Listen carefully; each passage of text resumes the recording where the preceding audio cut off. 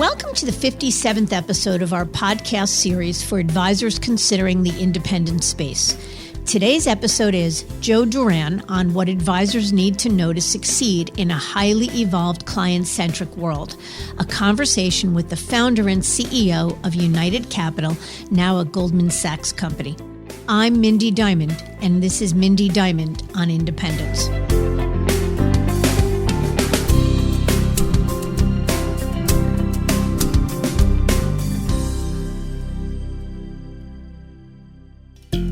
This podcast is available on our website, diamond-consultants.com, and on advisorhub.com, as well as Apple Podcasts and other major podcast platforms. If you're new to the series, I encourage you to visit diamond-consultants.com/independence101 for the top 5 episodes that will help you get up to speed on the basics of the independent space, plus links to other episodes you may have missed.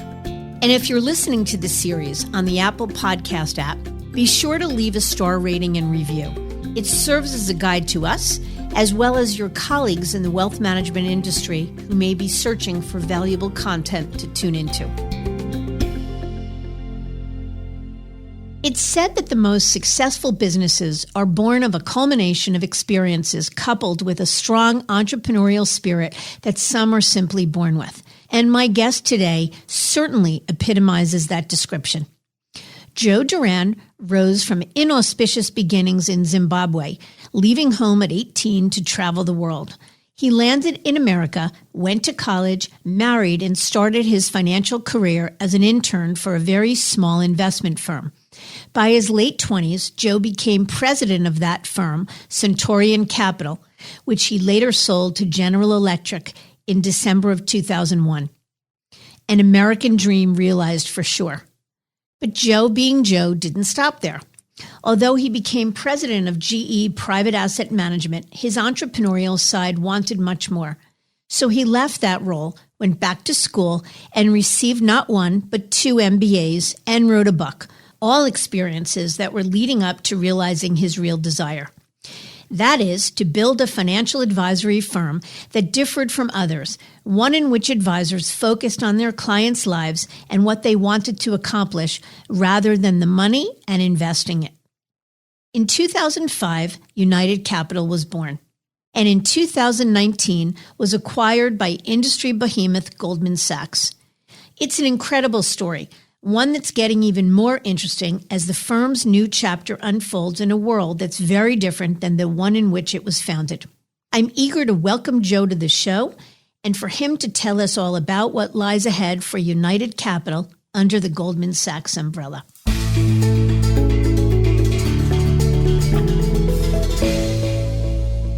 Joe, thank you so much for joining me. It's an honor and pleasure to have you on the show. You bet. Thanks for having me on, Mindy. It's great to be here. So let's start at the top, Joe. You have an interesting background for sure, and I'd love it if you'd tell us about it. Obviously, I have a bit of an accent. I grew up in Zimbabwe to a broken family and arrived in America with a couple $100 in my pocket and went to undergraduate school, paid my way, graduated from St. Louis University, and then started as an intern at a very small RIA. Over the course of just under a decade, we grew that to a few $1 billion and sold that to General Electric. I was 34 at the time. And then really had a 2-year non-compete after I left. I was president of GE Private Asset Management. I went to graduate school then, got MBAs from Berkeley and Columbia, and started the groundwork for this new business that was United Capital, which we just recently sold a few months ago to Goldman Sachs. So I think I'm probably the only Zimbabwean who has sold 2 companies to Dow 30 firms in their career. So quite an unusual story, and obviously it can only happen in America. Yeah, well, for sure. It's not only unusual, but an extraordinary success story. And I want to unpack a lot of what you said. We'll come back to the Goldman Sachs piece because that's surely the elephant in the room. But let's talk about United Capital for a second. So you founded the firm in 2005. It was certainly a different time period than where we are now, in that today going independent is mainstream. But in those days, it certainly wasn't. And it was only the outlier advisor that considered it. So where in the world did the idea for United Capital come from? The two big ideas that formed United Capital, the first was the client experience. The second was the advisor delivery of that experience. And just, the first firm we had was really one of the first large TAMPs that provided wrapped ETF, mutual fund, and separate accounts to independent advisors. And that business really was formed on the back of the large custodians that were just really happening in the 90s and zeros, Schwab, Fidelity, etc., which allowed the independent community to happen. And candidly, it was really easy for all of the 90s and the zeros because the competition was awful. The big wirehouses were overcharging for proprietary product, not doing any planning really. They would just charge you 2% to wrap a set of mutual funds, which had internal expenses and were proprietary. So it was really easy for an independent advisor to go out on their own, deliver open architecture, and deliver a much better experience. And that was really what happened in the 90s that allowed us to build a great business. And I've always believed if you're going to be successful, get in front of a big wave.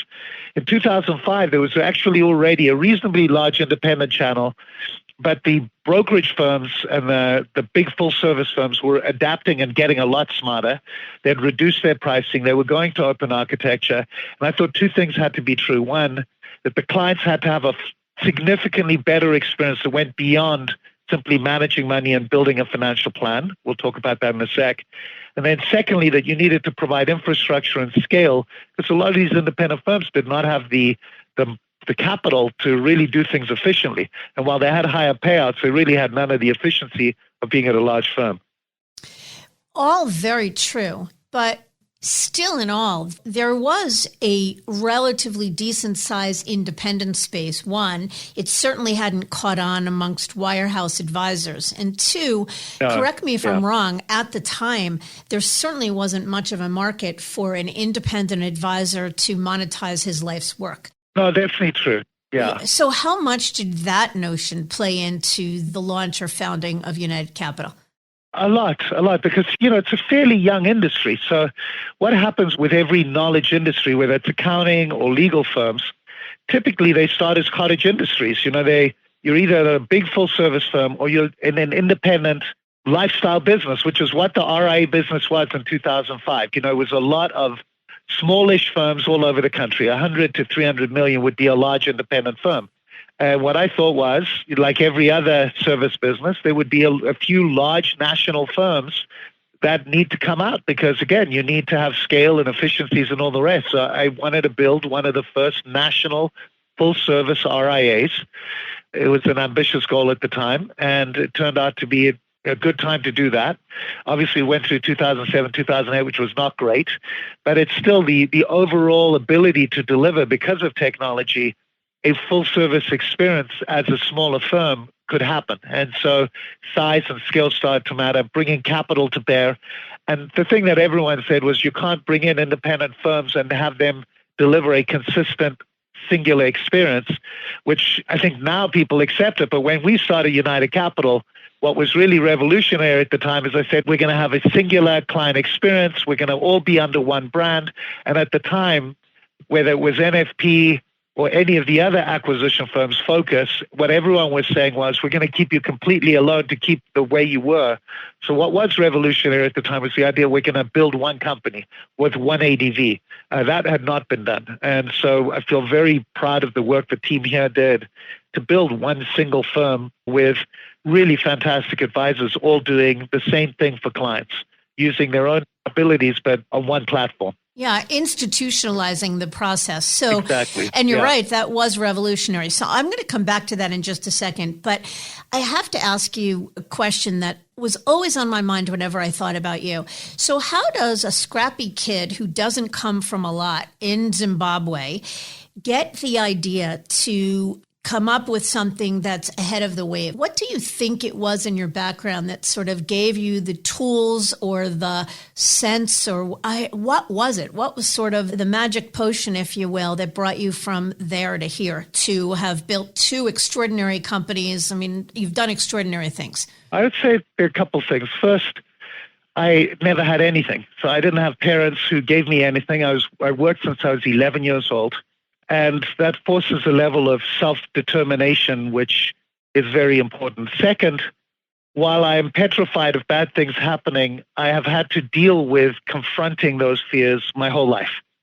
And that means being rational, but also realizing, when you have an abusive father who punches you and you have a mom who has no regard for you and you have to feed yourself and take care of yourself, you become self-determining. And so you're not afraid of, if I can do it at 11, I can sure as heck do it at 25, And so that's the first, just the ability to say it's on my shoulders and no one's going to give me anything, which is my daughters will never know because the three of them are spoiled rotten. But I'd say the huge secret was, hey, I can get through it. And that idea behind any entrepreneur, no matter how big or small the idea, the ability to say, I can self-determine my future is a big thing. And America is the beacon of that. Yeah. The second, and I'd say this is probably more direct to answering your question, is I've never been smarter or smart enough to beat everyone on the current situation. So I have to envision where things will be so I have enough time.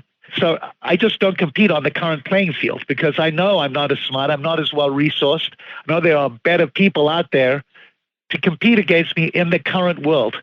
So I have to imagine a world that doesn't exist and be ahead of everyone else. That has always been true for me. Whether it was playing rugby or being in class, I had to envision where things were going to go. And sometimes I'm going to be wrong. But as long as I'm kind of right and the trend is in that direction, most people are not looking out 2, 3, 4, 5 years. And they're certainly not looking out 10 years. And I've always believed if I look out 5+ years, and make decisions as to where I think things will be 5 years from now, then I'm going to have enough time to have an advantage. And that has really always been true for me. So when I look out now at the business, I don't look at the current state. I look at where I think things are going 5 years from now. That was true in 2005 when we started United Capital. It was true in 1992, 93 when we were building Centurion Capital. The idea that we can't compete with the current status quo, we have to compete on where things are going. That's where we'll have the advantage. That's extraordinary, actually. I love the story, and thank you for sharing so honestly with me. I have to tell you something. My family came up with a term for my entrepreneurial vision that they call my sparkly bits. And that's really what you're talking about is many of my sparkly bits are sort of crazy and go nowhere.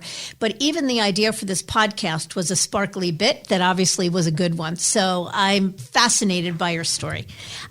Okay, so how many advisors are currently under the United Capital umbrella today? There's about 100 heads of offices, which are our partners, the folks who run the offices, and then probably another 120 advisors supporting them.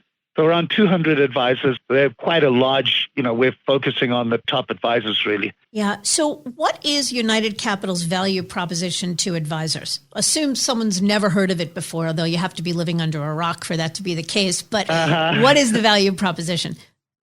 Well, the two big ideas. The first is that your responsibility as an advisor is to help clients live richly, not die rich.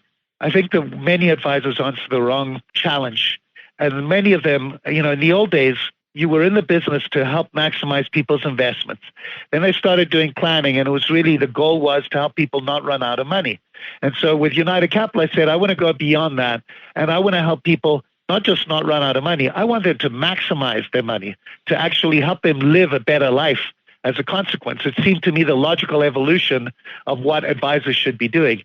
And if you're going to do that, you need to ask a different set of questions, have a different set of tools, because you're going beyond simply making sure that people don't run out of money and you use the money guide. You're trying to find out today, the here and now, what can we do to improve the choices you're making, whether it's taking vacations or buying that second home or retiring or starting a new company.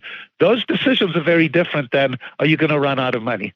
And so it's maximizing the use of your capital rather than simply making sure that you've always got capital. And so the question you're challenging and solving is very important. So we tell the advisors, first thing we're going to do is bring you gamification and tools to help you understand your clients better than anyone else. And what we mean by understanding is understanding why they work and the purpose of money in their life, which no one in our industry is yet doing broadly enough. And I suspect 10 years from now, everybody will be doing.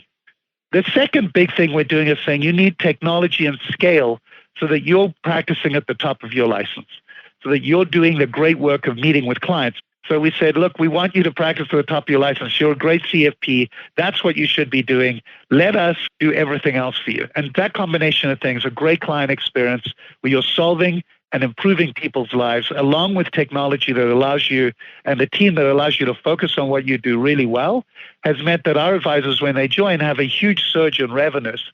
Whether they do that as part of United Capital or, as you know, we have our FinLife platform where advisors can white label the whole technology and they see the same kind of productivity growth and revenue growth and profit growth because they can concentrate on what they're great at.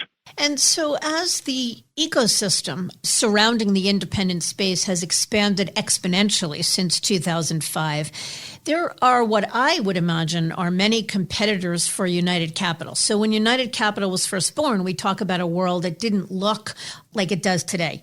But aside from other aggregators in the independent space, like a Focus Financial Partners or NFP at the time.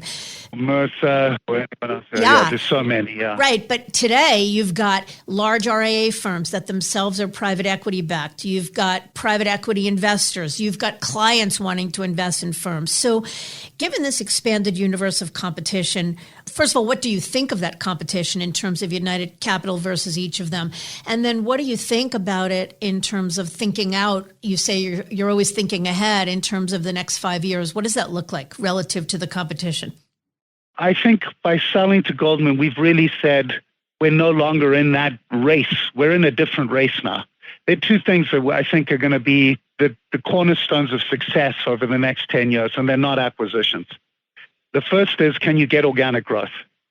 The firms that are most successful in our industry are not the acquisition firms. They're not United Capital or Mercer. While they might make a lot of headlines, firms that are most successful and the most profitable are the ones that have the most organic growth. And I use two examples of that are really large and successful, despite whatever you might think of their leaders. One is Fisher, who has 50% margins and $100 billion in assets. And the other one is Creative Planning, what Peter Maluk is doing. And they are both organic growth firms. The reality is that figuring out how to get organic growth is the single most important thing for an independent firm to have. And by joining Goldman and partnering with ACO, we have now for our offices a way of growing that doesn't require me acquiring firms, and in fact will allow us to recruit advisors because we can give them hundreds of opportunities with multi-million-dollar clients. That is unique and something that no one else that I know of can offer, which is a future of growth that is unquestionable. And so that's the one big thing. The second big thing is that I believe the independent advisor offering simply a financial plan and even financial life management standalone is not going to be enough. We're going to need to offer banking services and tax prep and estate planning work. And so you're going to need to be a full-service financial services firm. Another big reason for selling to Goldman, whether it's a mortgage or tax prep or all the other things I've mentioned, well, joining Goldman allows us to do that. And again, I just believe that in the next 10 years, we're going to see a swing where the independent firms are going to be providing a much broader suite of services, and we're going to be offering that through FinLife. So if you're an independent firm, you can offer the full suite of financial services through Goldman Sachs and the FinLife partnership. And for our own advisors, they get the organic growth as well. So that combination, I didn't know where else I'd find it. I think that those two things, I didn't believe I could solve it by myself. You know, in order to generate the organic growth, I would have had to spend tens and tens of millions of dollars, which I didn't have.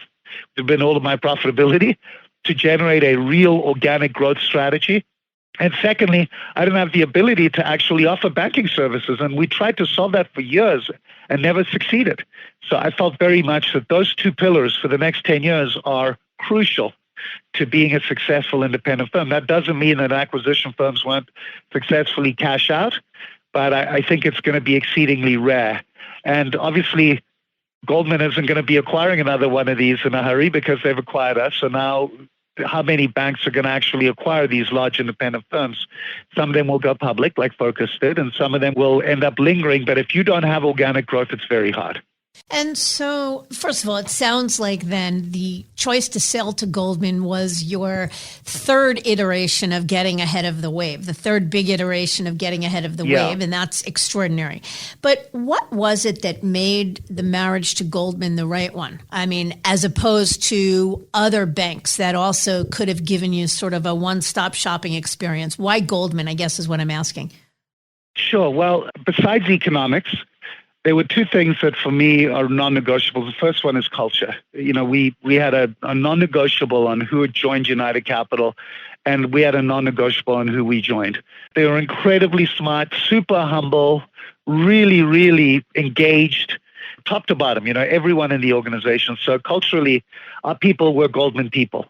And it's a great brand. And the second big thing was they're not in every corner of the street. You can't, it's not like a Bank of America or any other bank that you can go to every street corner at every mall in America and find one. Goldman Sachs is an aspirational brand.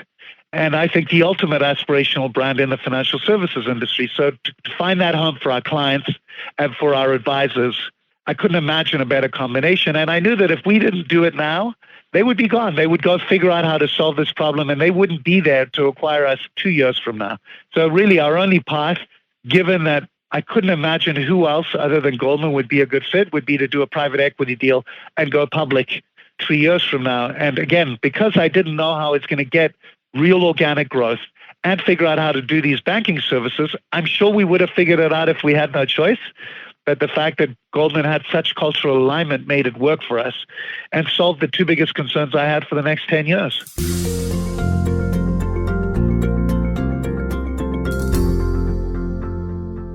So what about a standalone independent firm that isn't ready to sell, whether it be because they just have no interest in giving up control, they're having too much fun, they only started the business recently. So given your belief that what clients are going to want is sort of this all-encompassing experience, the ability to get everything under one roof, what options do a standalone independent have for growth?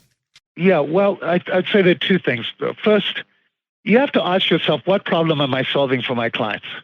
And if you look at who's succeeding in the non-financial services world, those that run platforms win. Amazon is a platform. Netflix is a platform. Apple is a platform. When you look at any successful business, what they've realized is it's not what we sell, it's how we deliver it.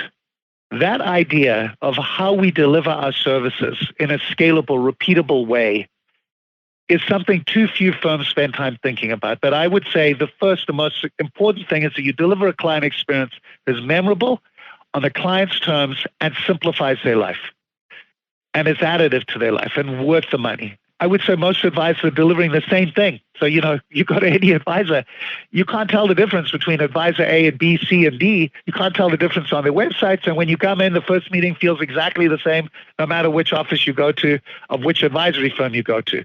And being that generic is not a winning strategy. You should decide, how am I going to do something that's memorable, a platform that simplifies my clients' lives and is at their fingertips always. So that's the first. Second, you've got to figure out, how do I get to these people in a cost-efficient way? And that is probably the biggest challenges. And you'll see this, by the way, Mindy, when you look at firms as often as we do, how many of them have really stopped growing in the last 5 years. Like, it was really easy, and now they've kind of plateaued. They're not getting new clients other than the occasional referral. And so their success or failure really depends on whether the market goes up or down. And in order to be really valuable, you've got to get new clients, because new clients create new blood, create new challenges. But the challenges, again, most clients have an advisor. Most of the baby boomers have an advisor. So you've got to offer something that's so unquestionably superior that people are willing to switch from where they are. But there's just not as much money in motion.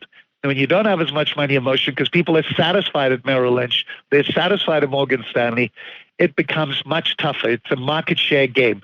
And so you've got to think about, how do I partner with people? And this is the most important thing. Offload the things you're not great at so you can create a curated experience. And that's, again, whether they partner with FinLife, with United Capital as a partner or as a licensee, figuring out how you partner with people that allow you to offer more services in an integrated way is really important. So, Netflix doesn't make all the movies. They have lots of movies. Yeah. They're a platform.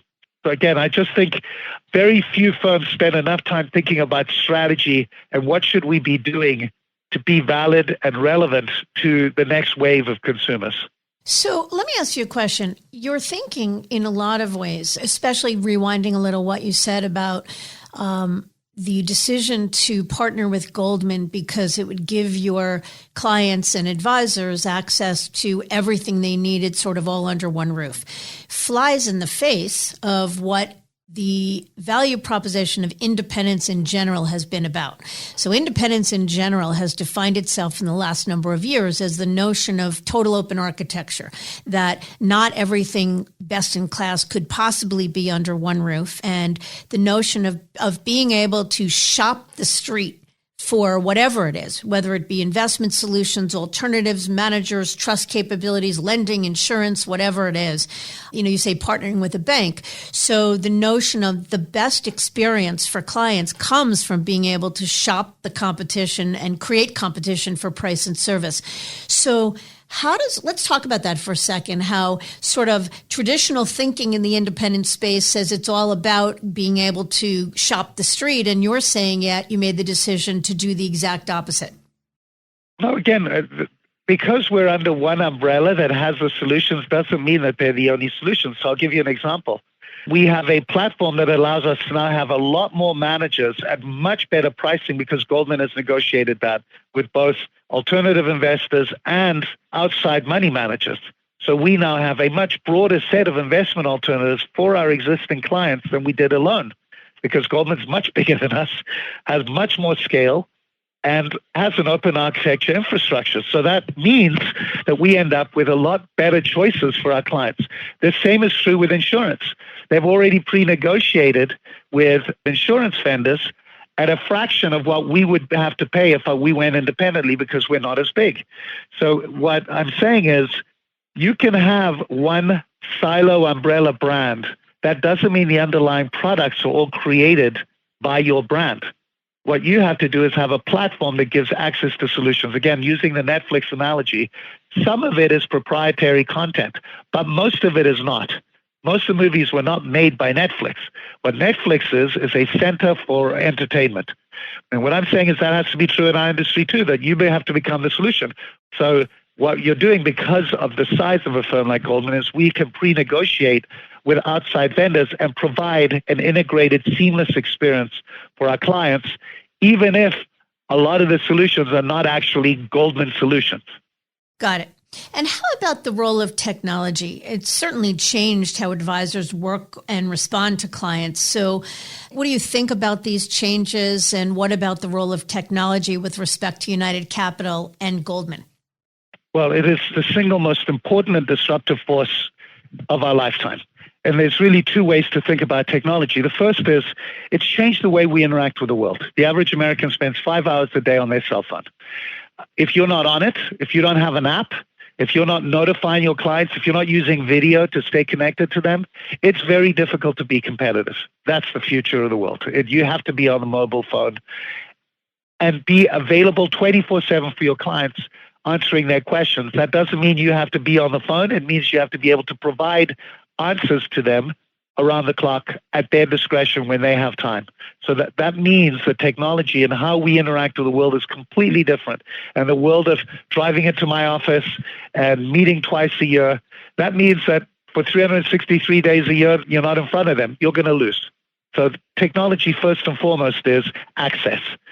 Secondly, it's how you run your office. So how does it create scalability and repeatability? And I like to think about if you run a really efficient advisory practice, it should look like a Starbucks, where it doesn't matter who the barista is, the person's going to get the same cup of coffee, customized to their needs, obviously. One person wants extra vanilla, another doesn't want any sugar at all, but the delivery of it is the same no matter who delivers it. Those are the two roles of technology, creating repeatable, scalable processes, and secondly, keeping you connected with your clients on their terms. And those two things are how we think about technology. We now have a team of 200 people that, thanks to joining with Goldman, are now working with us on improving and elevating the technology to accomplish those two goals on an ongoing basis. So again, it's inescapable, the role of technology in being competitive. Other than technology, the industry landscape has gone through incredible changes. So what do you see as some of the most positive major transformations with respect to the industry in the last, say, 5 or 10 years? I think it's really amazing what has happened to pricing. I mean, if you're an end consumer, the only thing that costs money now is the advisor. So it's been an amazing reduction in costs and efficiency for the end consumer, which is really great. I would say, secondly, financial planning has become an expectation as a base principle in the last 10 years. 10 years ago, it was a 50-50 shot that you'd get an advisor who even did any planning. Now it's accepted that you're going to get a financial plan that gives you clarity. That's really powerful. So those two things, the fact that we're doing more planning as an industry, and secondly, that we've driven the pricing down so efficiently, those are two huge wins for the end consumer. I also would say technology is not living up to its promise in many ways as well, because again, ultimately, this is about end consumers making better decisions, and we're not necessarily winning a lot of battles on that front. When you see how many people have still been sitting in cash throughout this entire 10-year voyage, it's kind of scary. And I don't think we've resolved the issue of how the heck do we make sure in this low interest rate environment that people have enough money to survive. But I think in general, the industry keeps getting better. It's much more client-centric than it's ever been, and that's really great for consumers. I couldn't agree with you more. And so what do you think is the next big thing? Well, the next big thing, I make no bones about this, it's helping advisors to do more human work. I have no doubt at all that financial plans can be built by technology, investments can be run by technology. What can't be done by anything but a human is give understanding, empathy, and judgment into a relationship. And I suspect the role of the advisor is going to become much more about financial life management than it is of asset management or financial planning. So the logical evolution for our industry is for advisors to become much more involved in their clients' lives, be much more deep and broader in helping people thinking about big financial decisions that go beyond simply retirement, because still today, 90% of advisors, the only problem they're solving for is retirement. And yet, that is in the distant future. Many people will never actually retire. What they're facing is a set of choices and trade-offs that the role of the advisor is to help me be better and happier today. And I think that, for me, is the really exciting voyage that will hopefully be part of shaping. There's this whole evolution of our industry into going from wealth management to financial life management. And so what about the firms themselves? Look, over the years, you've certainly had the privilege as an industry leader to interact and see many successful firms and many not so successful firms. So you talked about the importance of accelerating organic growth, and you mentioned a couple firms that you think are organic growth machines. But what do you think are the ingredients of a firm that will have the ability to maximize enterprise value at the end of the day? Well, I will say that maybe I'm a heretic in this. There are too many firms right now that's their only goal, and they're only doing it by really doing acquisitions, borrowing money, and really taking a financial-only approach. That was never the case with United Capital. We wanted to have a good financial outcome, but our first and primary goal was to improve lives of our clients by helping them make better decisions. And our goal was always to build an industry-changing firm. It wasn't to maximize the financial well-being of our shareholders. That mattered, of course, but first and foremost, let's build a great company. I suspect, unfortunately, many of the large firms today are doing this far too much for financial outcome rather than really making an impact on the industry. And that ultimately doesn't work. Eventually what you end up when you have a lot of firms simply doing roll-ups for roll-up's sakes, and if they're not building a better business, the underlying business will not fundamentally improve because they're joining another enterprise. And as long as that's true, they ultimately don't work out so well for a lot of folks. So for me, I wish I saw more firms with a mission to improve the industry or a mission to improve client outcomes rather than simply, well, we're here to acquire firms and get to a very fancy outcome. But I think a lot of the large firms, that's the way they approach things. Again, not all of them, but some of them. Right. So I couldn't agree with you more that I think the vision or mission of any firm needs to begin and end with, why am I doing this and how am I improving the lives of my clients? How can I do this better? But still, it's naive to think that as somebody is beginning to launch a firm or thinking about launching a firm or in the infancy, and they're looking at different options and ways to service clients. Do I continue to work at Merrill Lynch or do I go independent? One of the benefits of going independent is to create an enterprise with enterprise value that can be sold and create competition and all of that. So while maximizing that value may not and shouldn't be the only reason, it's still a good reason and it's important. So what is it that an advisor who is, let's say, just beginning today, what are the things that those advisors can do or focus on to ensure they're building a firm that will have options at the day's end? Well, I'll give you one simple rule. The simple rule is that the value of the business is inversely correlated to your importance to the business. What do I mean by that? The more important I am to the success of this business, the less valuable the underlying business is. And that is anathema to most advisors who the sun rises and sets around them. And therefore, what they really have is a lifestyle business. Very rare is the advisor who's built a business that it is bigger than themselves. And that is the ultimate goal. If you want to have enterprise value, you cannot have people be dependent upon you.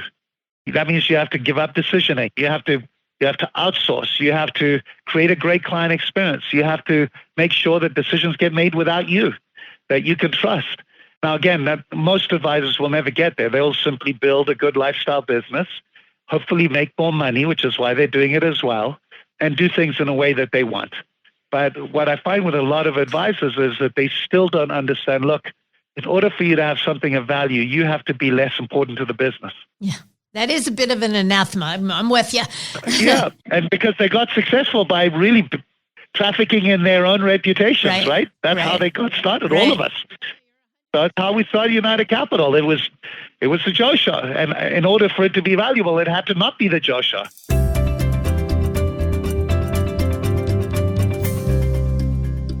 So if you were to build United Capital today, would you have built it the same way? Like, what are the one or two things that, with hindsight, you would have done differently? Well, I think the amount of private equity money I took, I might have done that a little differently. Fortunately, we never had any leverage, so I never had the pressure of millions, hundreds of millions of dollars of debt to get recapped. So that was a good thing that we did right. But I would say, we had about half of the firm owned by private equity firms, and they were great partners. But I'm happy that they weren't at 70 or 80%, honestly, because their outcome, they are, as they should be as fiduciaries, primarily and only focused on the financial outcome. But what I would do differently today, I would say I would probably try to get the organic growth beyond the initial lift. I would figure that out sooner. So I think we probably, because we did acquisitions, we were so focused on the client experience and delivering a great client experience, we really didn't spend a lot of time. What happens after the first 24 months to generate organic growth? We never commit enough capital to it. And I would say in this day and age, that would not be a choice. And if I was starting United Capital now, I'd have to figure that out. Secondly, I'd have to have a full service firm. If I was trying to go independent today, I would try to figure the estate planning. I'd try to figure out the tax prep. I'd try to figure out how to be a fulsome financial services firm out of the gate, because if I were going to try to replicate it, I'd have to do something that's more evolved than what I have today in order to be different and go where the puck is going, or rather where it's been. So those are the two big things I do: figure out the organic growth, and then figure out how to actually deliver a scalable, multi-financial services platform solution. Right. So the truth of the matter is, this has probably been one of the most fascinating conversations of my career. I'm being honest with you. I've enjoyed it so much, and I could go on and on and on, but I don't want to take up more of your time. So I hope you'll come back again another time. But one last question before I let you go. How has a day in the life of Joe Duran changed since the Goldman Sachs acquisition? A lot more time in New York, I'll tell you that. So I just getting an apartment there. And there's a lot more meetings. So I love everything we're doing, but there's, larger companies, you've got a lot more people that you've got to keep informed. And candidly, it's incredibly exciting. Like it's really refreshing. In two ways, my life is very different. One, I don't wake up every night at 3 a.m. with a knot in my stomach going, I've got people relying on my decisions and 26,000 clients relying on my decisions.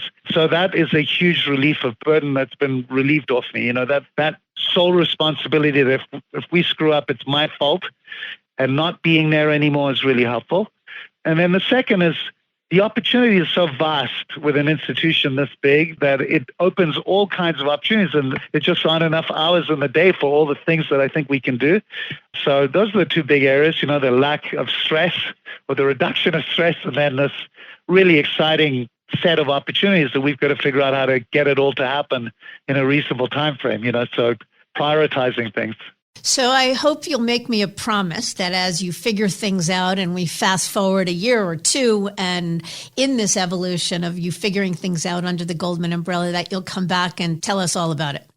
Of course. Thank you very much, Mindy. This was a lot of fun. Joe, thanks a million. Really appreciate your time. You bet. Thank you.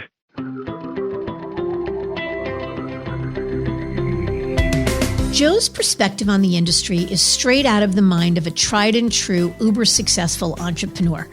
And what's interesting is that many of his comments actually run contrary to commonly held beliefs about independence in general and the reasons behind the proliferation of mergers and acquisitions in the space. The most compelling takeaways from our conversation, as I see it, include the following. Advisors need to be aware that once they get bigger, they often spend more time doing things they're really not good at. 2, the most successful RIAs are not the acquisition firms, but rather those rooted in organic growth. And in an industry that has become much more client-centric, the independent firm of the future will need to offer a broader suite of services. To do so, they need to offload much of the minutia and focus on creating a curated experience for clients. And ultimately, the value of a business is inversely correlated to the amount it is dependent upon its founder or owner. In our next episode, Jody Perry, president of Raymond James Financial Services, the independent contractor division, joins the show.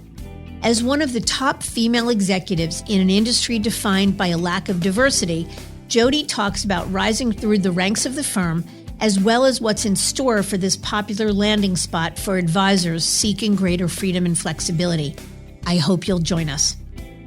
Until then, I encourage you to visit our website, diamond-consultants.com, and click on the Tools and Resources link for more valuable content. You'll also find a link to subscribe for regular updates to this series. And if you're not a recipient of our weekly email, Perspectives for Advisors, click on the blog link to browse recent articles. Feel free to email or call me if you have specific questions. I can be reached at 908-879-1002 or mdiamond@diamond-consultants.com. Please note that all requests are handled with complete discretion and confidentiality. Thank you for listening. I also want to thank Advisor Hub for sharing this podcast with their viewers and subscribers. This is Mindy Diamond on Independence.